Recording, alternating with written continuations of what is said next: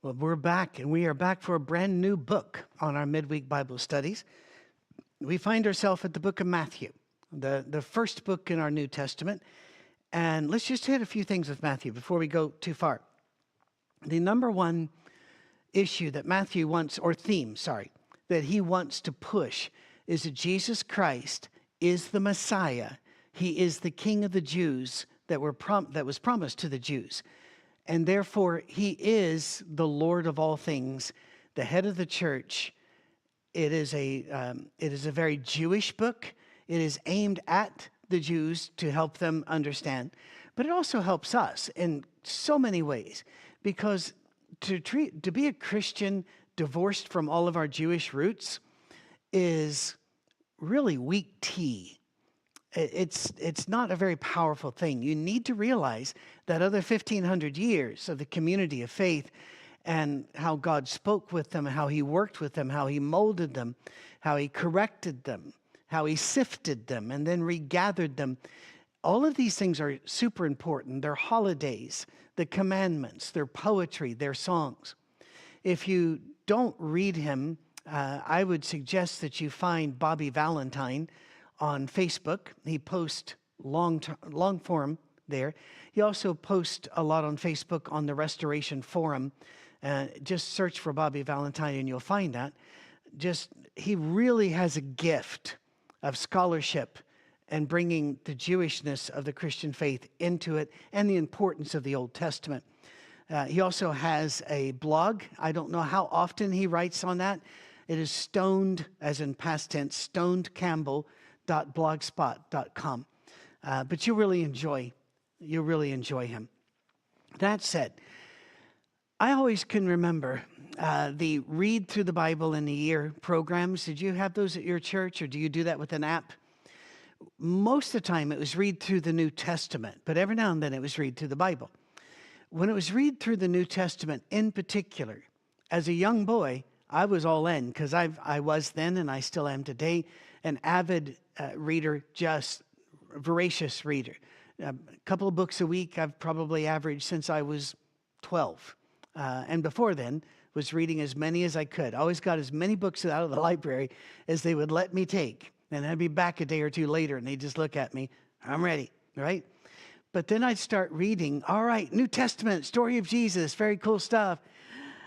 And a whole lot of names that aren't fun to read. Now, this is the genealogy of Jesus, the Messiah, the son of David, the son of Abraham. Why would Matthew start this way? Well, to a Gentile mind in the 1960s, where I would have been a young boy reading this, or to you in 2024, or whenever you stumble upon this video. That's not a way to start the book. But to a Jew who's been prepared for the Messiah for 1,500 years, this makes all the sense in the world, and there's no reason to read the book unless you see the credentials of Jesus Christ. And so that's what Matthew is starting with, is to establish his credentials. Here is the reason why this story is important. And as soon as you say the word son of David or the word son of Abraham, everybody in that prepared group, that community of faith, everybody pays attention, because everybody knows the Messiah must be through the line of Abraham, but mainly, more often said, the line of David. Now, by the way, yes, there is another genealogy of Jesus in Luke. And no, it doesn't mention all the same names. Why? He was making a different point. And we'll get to that when we get to Luke. All right? If some of you have a question, a burning question about the two that can't wait, just email me at patrick@oursafeharbor.com. And I'll either answer it directly to you via email, or we'll do a special Monday morning message. Is that all right? Deal? Otherwise, let's just wait till we get to Luke, which will be a couple books. It's going to be a while from now, but we'll get there. Abraham was the father of Isaac, Isaac the father of Jacob, Jacob the father of Judah and his brothers, Judah the father of Perez and Zerah, whose mother was Tamar. Stop. We've just come upon our first speed bump, our first cutaway that doesn't fit. The old Sesame Street song, I don't know if they're still doing it, one of these things is not like the other, pops into mind. Tamar is a woman. You did not put women in genealogies in the Jewish way of doing things. Sorry, ladies, it wasn't my choice. In the way we do ancestral charts, we always put the woman's name there. It's very, very important. The way they did it, they didn't. And the reason was their idea of biology. They believed that man possessed the seed for children and women were the incubator. They were the womb in which he placed his seed, and the seed then grew. There was no material added to the seed from the woman. And by the way, that was absolutely believed up until the 17 and 1800s. In the 1800s, it was finally settled when there was a big scientific meeting with a debate between the spermatist and the ovist, and I am not making those names up. Spermatist believed that everything came from the man. Ovist believed that women produced an egg, which at least added something to the recipe for child. And now, of course, by the way, first one to actually write that they believed women added something to this a long time ago was Leonardo da Vinci. He noticed that if a dark-skinned person married a light-skinned person, their kids tended to be a blend. I don't know why nobody else noticed this or why they didn't write about it, but took a long time. So that's why women aren't mentioned in genealogies, is because they just grew what the guy put in them. And by the way, that's also why when couples were childless in the Old Testament, it's always the woman's fault. It's always the woman's failure. Now we know that's not true at all, that biology is incredibly complex and that male and female have a lot to do with this, and that a lot of it's beyond their control. In fact, vast amount of it is not under their control. They did not know this, so lines only went through men. And then there's Tamar. But there's another problem. Now, we have a rule at our safe harbor, is that we do not spring things on you that would make you uncomfortable with your children in the car or your children listening at home. So don't reach for the volume, because we're not going to do it now. Adults, go look at the story of Tamar. It is despicable how she was treated. She was abused in a horrific way. She was displayed in a horrific way. And she was a woman that would not have been put into genealogies if they put women in genealogies, because those things among the Jews were shameful. In very many countries in that area, but also through Asia, and sadly, through ignorant communities, even in the West. If a woman is violated, people will blame the woman. A judge recently did that out in the Pacific Northwest. The judge lost their job for it, which I do appreciate. Thank you very much, guys, and women, for rising up against that. But that often doesn't happen. Basically saying she was asking for it, she shouldn't have been out there drinking, and this young woman had been abused. So we still have these ignorant people, some of them in positions of great power as judges and politicians and in police forces. So please grow up and join the modern world, shall we? It has been illegal in America for a long time to bring a woman's sexual history into a rape trial, because it really does not apply to what happened that particular instant. But it is amazing how many prosecutors and judges allow some of that to happen anyway, even though it's clearly against the law. So Tamar, you know the story. Why would you put her here? Oh, there's a reason. Not going to tell it to you yet, because we're not done. Let's have a look. Perez, the father of Hezron. Hezron, the father of Ram. Ram, the father of Amminadab. By the way, I appreciate somebody naming their kid Ram. Much easier than Amminadab. Amminadab, the father of Nahshon. Nahshon, the father of Solomon. Salmon, the father of Boaz, whose mother was Rahab. And stop. Rahab, another woman, but also another woman that the Jews would have shoved to the edge of society. Actually, they would have not allowed her in the society. If you remember the story in Joshua, Rahab ran a house of ill repute. Once again, we're aware that children may be listening, and we never want to cause uncomfortable parenting moments. That you know the story, and we can be more blunt about it if you want to be, and we'll mark it as an adults only.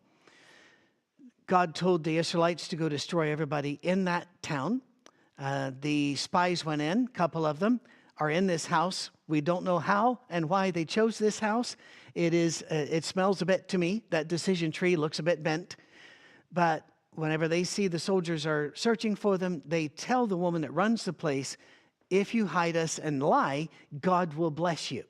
Which is, again, rather problematic for Vacation Bible School stories. I don't know what song you would make about this to teach the 4-year-olds. And hand motions are completely out of line. She does lie, and God does protect her. Wow. Well, she is then she's allowed to live by the Israelites, not with them, on the edge of the camp. Why? Because she's not an Israelite and because of her past. But the next time we see her, we only see her a couple times. She's married to a guy named Salmon, which, by the way, is pretty much the same name as Solomon. And then the next time we see her, she's in the line of Jesus, like Tamar, another thrown away woman whose reputation was shattered through no fault of her own. Rahab, we don't know. It could have been her fault. She might have been forced into this job. Who knows? But both of them are people you would leave out of your history if you were a faithful Jew. And most of us would leave them out of our stories about who we're related to, unless we're just into that kind of drama.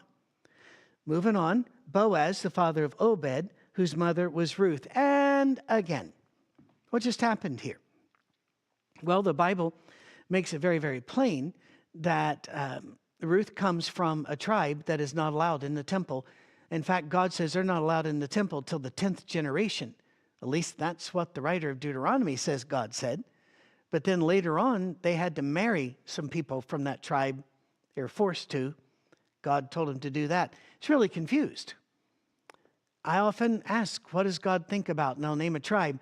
And people who don't really read the Bible but claim it's all true, then I'll say, well, why did the rules change within chapters? Look at this. And so here's a woman from a tribe that wasn't allowed to come to the temple to the 10th generation. So her great-great-great-great-great-grandkids couldn't even go. Kind of like the infamous and horrible one-drop rule in America back, I believe, before the Civil War, absolutely. And in the after Reconstruction in the South, whenever all the progress that had been made at one time, shortly after the Civil War, there were black senators, congressmen, they were in high positions, and then the racists of the North came down and destroyed all of that and joined with the racists of the South. A horrible thing. And then President Wilson took it to the nth degree and kicked blacks out of every important office in government. It was a horrible thing. But during that time, there was a one-drop rule. If you had one drop of black blood in you, you were called black, period. You'd have 99% white, didn't matter. And that's horrible. That law about this whole tribe, not until the 10th generation, that's horrible too. And so once again, we have to ask ourselves, did people say God said that, or did he say it? Well, shortly after they said God said this, God brings the story of Ruth in. She comes in, she marries an Israelite, and she is Jesus's grandmama, just like she is David's grandmother, as is Rahab, as is Tamar. Why is God putting these names? Because there were a lot of sweet women. There are a lot of nice women who stayed home, did sweet things all their life. He could have mentioned them. No, he didn't. And that means a point is being made. And we're going to have to look for the point. But I'll tell you as soon as we hit the bottom of this page, all right? Maybe. We're going to get there. Probably today. We got a lot of other big names. Obed, the father of Jesse. Jesse, the father of David. So again, establishing Tamar, Rahab, Ruth. All these people that you would not mention, he's talking about to his fellow Jews. And that are very problematic when it comes to why were they allowed to be in the community? Not Tamar. Tamar's an exception. She was in the community. Why is she in the line of David? Well, he goes further. There are no surprises in the rest of it. David was the father of Solomon, whose mother had been Uriah's wife, and then just the guys. And the guys go on down all the way up to the exile, and then verses 12 and forward, it's guy, down to verse 16. And Jacob, the father of Joseph, the husband of Mary, and Mary was the mother of Jesus, who is called the Messiah, the anointed one. Anointed. Well, we look upon that as he is, called out by God to be our Messiah. And we're absolutely right. But kings were also anointed, like David. And he's in the royal line, solidly in the royal line, with 3 thrown away women of ill repute, once again, that they did not deserve. 4, Mary. We often skip this. We move right on. We've seen the beatific pictures of Mary. We see her holding the dying Christ, La Pieta. We see her as a Madonna, as holding the newborn Christ. There are some depictions of her crying near the cross, which she absolutely did. But the pictures don't really hit what her life was like. She was right in there with Tamar, Rahab, and Ruth. Did you know that? Well, let's look at the story. First of all, he has to do the wrap up. There were 14 generations in all, from Abraham to David, 14 from David to the exile and to Babylon, and 14 from the exile to the Messiah. Is that precisely true? No, but they didn't write things like that. They didn't write it like Westerners did. You're just going to have to get over it. They did not count like we counted. They didn't rely upon numbers like we do. Or you're going to have to believe that everything happened in suspiciously round numbers in the Bible, and many of them happened with the same number of suspiciously round numbers. No, they used numbers to illustrate a point. There's a balance, a plan. God had intention.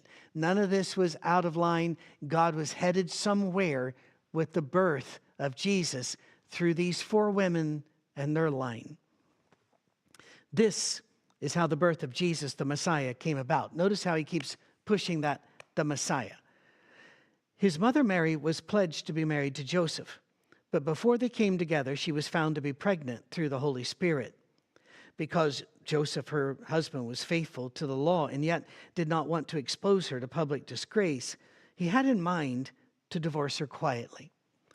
Joseph was faithful to the law. Well, there's a word for that.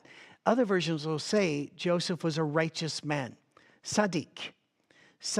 And in fact, the nation of Israel will still call somebody officially Sadiq.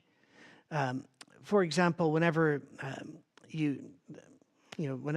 somebody would save people during the Holocaust, it didn't matter if they were an unbeliever who was a scoundrel. If they saved people of Israel and they took great risk and such, many of them have been called Sadiq, and a memorial put there as a righteous man. And we all know Steven Spielberg movie about this. There are others as well. Being Sadiq, he had every right to break the betrothal. And his fiancée is pregnant. He had every right to shame her publicly. That would be easier on him than to marry her and raise the child anyway, or to try just to put her away privately. You know this. If you've seen it somewhere in your life. Somebody's been engaged. The wedding's being planned. You get up close to the wedding, canceled. Nobody's talking about why. And then the rumors start. Then the uncomfortableness sets in. He was willing to go through that, not to shame her publicly, not to put her in the Tamar, Rahab, Ruth categories, I guess, although they aren't exactly the same. The results would be the same. Why would this be a shame? For most of our Christian history, we wouldn't have had to answer that question. But we don't teach our kids sexuality and morals like we used to. Some of that's good, because we used to be so harsh and so mean that it kind of drove kids to sex.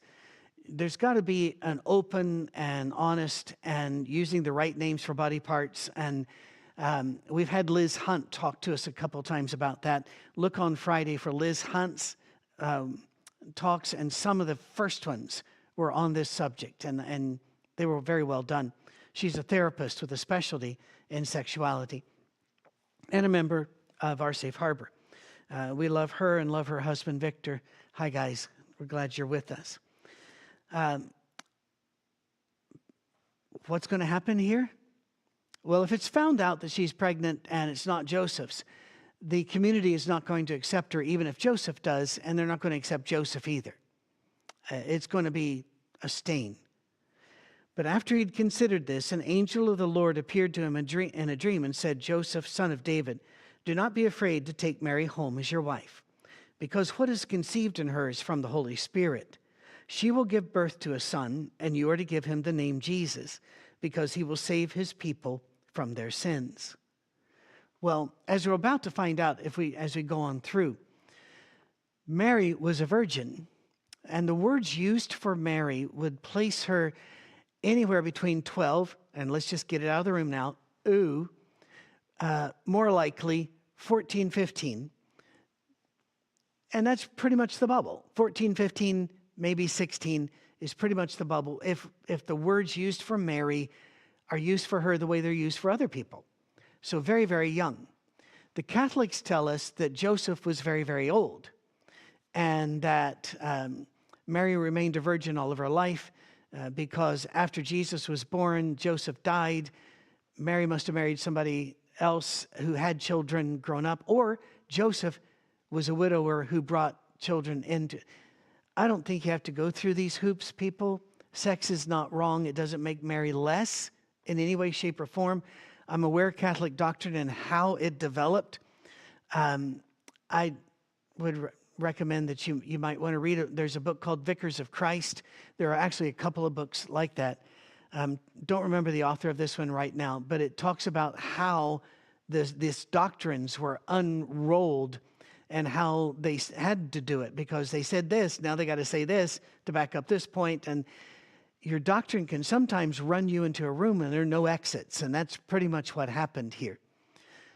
There's nothing wrong with sexuality. God wrote a whole book in the Bible about it called the Song of Solomon. It is not a metaphor of Christ's love for the church. Get that out of your head. It is overtly erotic, and it is there to teach us the beauty and the wonder of erotic love between a husband and a wife, and that it is a gift to us. As the Bible said, when God made Adam and Eve, they were naked and not ashamed. Pretty neat way to phrase it. Moving on, this is not going to be easy. Mary's own children did not believe her story about Jesus. At least the sons didn't. There's evidence that the daughters might, but the sons didn't, not until after the resurrection, which is pretty much an argument clincher. If your brother who you've always thought was illegitimate said he isn't, and he comes from God, and you bury him, and 3 days later he shows up at the party, that's an argument that's kind of hard to push away. And so one of his brothers in particular, James, became quite the leader of the church in Jerusalem. They called him Old Camel's Knees because he prayed so much he had calluses on his knees. Isn't that cool? Well, she will give birth and he will save. You're going to give him the name Jesus because he will save his people from their sins. Jesus, actually the word Jesus is a Greek version of the Hebrew word Joshua. It's the same name, in other words, and that name means the Lord saves. But I like the fact that God chose to give the Messiah of the world the most common name in first century Israel. It absolutely was. Like, here's the Savior of the world, Bob. Here's the Savior of the world, Jim. And that's so cool. Could have used other words. God wanted to make sure we understood he really was Emmanuel, God with us, part of us, which is just mind-blowing. It really is. Sit around, take some time with that this week. Verse 22, all of this took place to fulfill what the Lord had said through the prophet, the virgin will conceive. By the way, the prophecy says a virgin or a young woman, but Matthew changes it up just slightly here. And before you get all excited, Paul changed up passages as well because it was considered fine to do that. We're the ones who get all precise and all ramrod about this. They didn't. They understood Genesis 1 and Genesis 2 were two stories. It didn't bother them. They understood in the Old Testament, David is said to kill Goliath, but also Elhanan was said to kill Goliath. It didn't bother them. They understood how stories work. They understood how stories are told. What we scream at and yell, contradiction, out of context, they would have just shrugged at and said, no, it's our story. And we're going, stories can't have contradictions. Yeah, they can. Why not? And especially, it really gets me. I was attacked really hard over this by a fellow, a preacher in a particular religious tribe. And he just went at me and went, stories can't have contradictions, and stories have to always make sense, and stories have to flow. So I just looked at his social media and found out he was really into Marvel movies. What? Stories can't have contradictions and things that don't happen and out of order, and really? Huh. I brought that up to him, and he didn't talk to me much more. Talked about me a lot, but not to me. So that was all right. The virgin will conceive and give birth to a son, and they will call him Emmanuel, which means God with us. We just said that. When Joseph woke up, he did what the angel of the Lord had commanded and took Mary home as his wife. But he did not consummate their marriage until she gave birth to a son, and she gave him the name Jesus. By the way, the Catholics say that verse is mistranslated, and so they say it just means he didn't consummate the marriage. The language indicates pretty plainly there was consummation, but not until after the birth of Jesus. So they say that Jesus' brothers were really his cousins, and you don't need that. It's just that and by the way, Catholics, we love you. You're going to heaven. We're going to dance with you before the throne. But the doctrines that got the Catholic Church to this place were built step by step without realizing that ladder is leaning up against a particular wall. And when you get there, your options have dried up. You're not alone in this. The tribe I was raised in did this as well with other doctrines and walled us off to the point where we said if you use a guitar playing a song, you can't go to heaven. Deal with that one. That was pretty bizarre too, but we got there step by step without realizing we were walling ourselves up in a chimney. Again, all doctrines, all arguments, all words, all attitudes are a donkey you're riding, and they're all heading somewhere. Don't climb on if you don't want to go where that donkey's going to go. Think of the consequences. So that said, let's talk about this, shall we? Luke goes into more detail about the birth because Luke evidently, well, I don't think evidently, I think there's no question, he interviews Mary at some length because there's no other way for him to know things. It talks about Mary thought this, Mary said this, Mary pondered these things in her heart. Luke knows that. Matthew doesn't. He's going to move on. After Jesus was born in Bethlehem of Judea, during the time of King Herod, Magi, wise men, from the east came to Jerusalem and asked, "Where is the one who's been born King of the Jews? We saw his star when it rose and have come to worship him." Again, parents, do not be afraid. You don't need to adjust the volume on your dial. We're not going to go into the horrors. We're going to stop here by spending a little bit of time talking about Magi from the east. Wise people from the east, almost certainly these are Persians. They may have been Zoroastrians, which is a religion which is almost extinct now, but you can still find them. I've got books on a couple of their holy books because I wanted to read what they believed. And I read them, and they were very nice, but they didn't sway me. They studied the stars. They would have known about the star that had risen. They studied Scripture because Persia, Babylon, all that area had Jews there and still had Jews there, because not all the Jews returned when Darius and Cyrus allowed that to happen. Some of them stayed, and the book of Chronicles, at least, was written there. Most likely the book of Kings had been written around there, maybe just before and then edited there. Regardless, they would have had some knowledge of the prophecies. And put that together with their study of the stars, and that God talks to people that he doesn't have to tell us he's talked to, and these people come across. Were there three of them? No way. We say three because there were three gifts.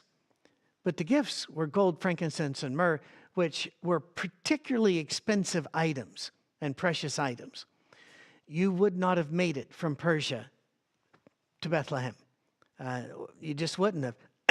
Excuse me, because there were robbers all along that route. You would have come in a large group, and a large enough group to where they had to check in with Herod when they entered his territory. A large enough group to where Herod would have, and he did, get very nervous at this group coming in from the east. They would have been magi. They would have, again, Zoroastrians, most likely astrologers. Back then, astrology and astronomy were the same thing. There probably would have been quite more than three of them, and they would have had a retinue, some of whom would have been armed. So it had been a whole caravan coming in. We don't do that on Christmas because all those don't fit in the creche, all right? We're going to pull a stop here, even though we're a couple minutes early for stopping. And we're going to start with what Herod's reaction to this was and how old Jesus was when all this occurred too. Because that's an interesting thing we get wrong in our Christmas stories.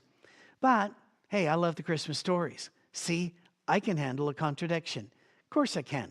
I've studied physics, so we can handle collapse of wave functions here. We can handle there's too much gravity and it's still too weak. We can handle that, right? All right, speaking of weak, we will see you next week. God bless you. Please share this with others, and let's keep talking about Jesus.